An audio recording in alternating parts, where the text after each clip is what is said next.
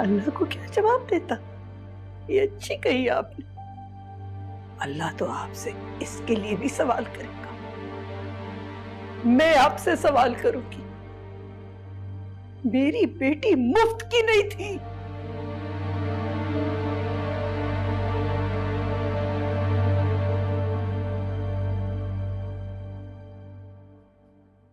माफ नहीं कर सकती अपने बाप को। ऐसे नहीं होते बाप, जैसे आप है ना, ऐसे नहीं होते बाप।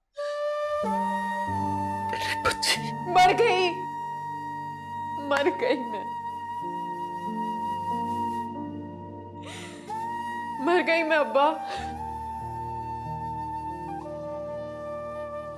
वो कह रही है ना, वो कह रही है मर गई। माफ कर दे आप, माफ कर दे।